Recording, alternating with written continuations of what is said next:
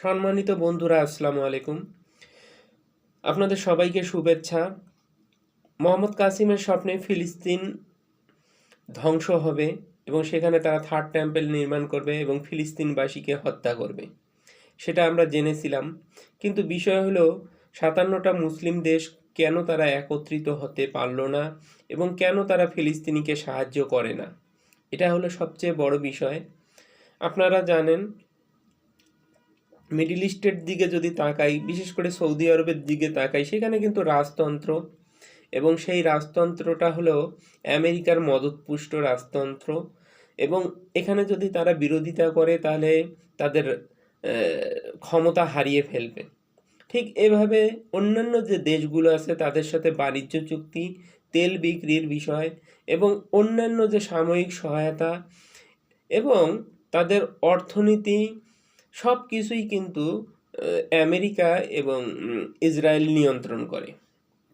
আপনি যদি দেখেন যে ইসরায়েল যে তেল কেনে, সেই তেলটা কোথা থেকে কিনে, অর্থাৎ তারা আজারবাইজান থেকে তেল কেনে এবং তেলের পাইপলাইনটা হলো তুরস্কের উপর দিয়ে।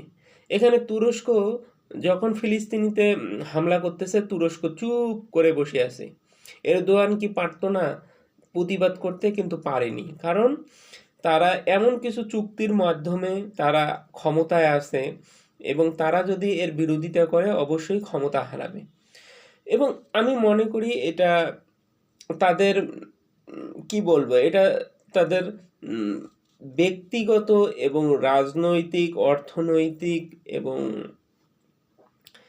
ক্ষমতায় থাকার যে লোভ লালসা, সেই আলোকেই কিন্তু তারা এর প্রতিবাদ করে না। আমরা আমাদের যে আমাদের এই ৫৭টা মুসলিম দেশ কিংবা গোটা বিশ্বের যে দেশগুলো আছে, আমরা কোথায় টাকা জমা রাখতেছি? হ্যাঁ, রিজার্ভ ব্যাংকে, বিশ্ব ব্যাংকে টাকা রাখতেছি। তাদের বিরুদ্ধে কথা বললেই আমাদের যে কোনো সময় অর্থনৈতিক ধস নেমে যাবে। এই যে এই ভয়গুলো, অর্থাৎ এই ভয়গুলো অন্যান্য দেশের উপর থাকে, বিধায় তারা এর প্রতিবাদ করতে পারে না। এর জন্য দায়ী যদিও আমরাই, কারণ আমরা পারিনি আমাদের নিজস্ব কোনো অর্থ ব্যবস্থা, মুসলিম বিশ্বের নিজস্ব অর্থ ব্যবস্থা চালু করতে পারিনি, যার কারণে আমরা আমাদের আজকের এই অবস্থায়। এখনও আমাদেরকে ডলার দিয়ে তেল কিনতে হচ্ছে যা, এবং অন্যান্য বাণিজ্য করতে হচ্ছে। তো এই পেট্রোডলার এখান থেকে যেহেতু বের হতে পারতেছি না, যদিও তারা এটা নিয়ন্ত্রণ করবে, আর কিছুদিন পর হয়তো ডিজিটাল কারেন্সি আসবে। হ্যাঁ, এবং অনেক দেশে চালু হয়েছে। তো ফিলিস্তিনিকে এজন্যই তারা সাহায্য করতে পারেনি, সেটা হলো অর্থনৈতিকভাবে অক্ষম, অর্থাৎ অর্থনৈতিকভাবে দুর্বল, সেই সাথে সাময়িক শক্তির দিক দিয়ে দুর্বল। শুধুমাত্র একটা মুসলিম দেশ ছাড়া, পাকিস্তান ছাড়া কোনো মুসলিম দেশের নিজস্ব পরমাণু অস্ত্র নেই, এবং তারা বিভিন্ন দেশ থেকে, বিশেষ করে আমেরিকা, রাশিয়ার কাছ থেকে তারা অস্ত্র ক্রয় করে তারা দেশে প্রতিরক্ষা ব্যবস্থায় নিয়োজিত করে। তো নিজস্ব কোনো অর্থ, অস্ত্র কিংবা সাময়িক শক্তি এ ধরনের কিছুই, তেমন কিছুই নেই, যার কারণে তারা প্রতিবাদ করতে পারতেছে না। এবং সেই সাথে আর একটা বিষয়, সেটা হলো টেকনোলজিতে অনেক পিছিয়ে। হ্যাঁ, ইসরায়েল মোটামুটিভাবে আপনি অন্যান্য ইন্টারনেট থেকে শুরু করে গুগল, ইউটিউব, ফেসবুক, তারপর মহাকাশের যে স্যাটেলাইট, হ্যাঁ, এগুলো সব ক্ষেত্রেই তারা এগিয়ে, এবং তারা বিভিন্নভাবে আমাদের এই মুসলিম বিশ্ব এবং গোটা বিশ্বকে তারা নজরদারি করে। এবং আপনি একটা বিষয় লক্ষ্য করেন, যদি কোনো রাষ্ট্র ইসরায়েলের বিরুদ্ধে যখনই কোনো মিসাইল অ্যাটাক করে, তাহলে দেখবেন যে তাদের আয়রন ডোম সেটাকে আকাশ প্রতিরক্ষা ব্যবস্থার সাথে সাথে ধ্বংস করতেছে। তো এইটাই হলো মূল বিষয়। হ্যাঁ, তো কেন প্রতিবাদ করতে পারেনি? তাদের নিজস্ব দুর্বলতা, অর্থাৎ সেই রাষ্ট্রের বা মুসলিম দেশের রাজাগুলোর তেলবাজি, সেই সাথে ক্ষমতায় থাকা লোভ লালসা এবং অর্থনৈতিকভাবে দুর্বল এবং সাময়িক শক্তিতে দুর্বল, যার কারণে কিন্তু তারা প্রতিবাদ করতে পারেনি।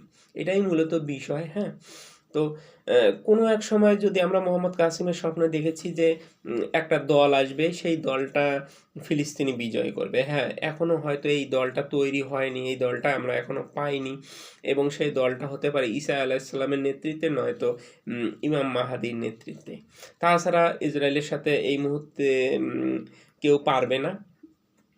আর সেই অপেক্ষায় থাকতে হবে আমাদেরকে, হ্যাঁ। এবং তারা যে ওখানে ব্যাপক ধ্বংসযজ্ঞ করবে এবং তারা থার্ড টেম্পল নির্মাণ করবে, এটা সত্য হবে ইনশাল্লাহ। মোহাম্মদ কাসিমের সব সব স্বপ্নগুলো আস্তে আস্তে ধীরে ধীরে সত্য হচ্ছে। হ্যাঁ, ইমরান খানের পতন হয়েছিল, এই স্বপ্নটা সত্য হয়েছে। এখন দেখা যাচ্ছে ফিলিস্তিনি ধ্বংস হয়ে গেছে, এখন শুধু থার্ড টেম্পল নির্মাণ করার বিষয়। আপনারা জানেন এরদোয়ানের মৃত্যুর পর তৃতীয় বিশ্বযুদ্ধ শুরু হবে। এই যে একে একে যে স্বপ্নগুলো তিনি বর্ণনা করেছেন, সেই স্বপ্নগুলো আপনারা অবশ্যই পড়বেন, ব্যাখ্যা করবেন, বিশ্লেষণ করবেন, এবং তার স্বপ্নগুলোকে আপনারা বাস্তবের সাথে, প্রেক্ষাপটের সাথে মিলাবেন, তাহলে কিন্তু আপনারা বুঝতে পারবেন। আমাদের যে ৫৭টা মুসলিম দেশ আছে, হ্যাঁ, আমাদের অর্থনৈতিক এবং সাময়িক ক্ষেত্রে দুর্বলতার কারণে আমরা কিন্তু এর প্রতিবাদ করতে পারতেছি না, এবং সেই সাথে আমাদের সরকার যে আছে তারা কিন্তু অধিকাংশই মোনাফেক, যার কারণে কিন্তু ইসরায়েল আজকে মাথাচাড়া দিয়েছিল। তো আপনারা সবাই ভালো থাকুন, সুস্থ থাকুন, আল্লাহ হাফেজ।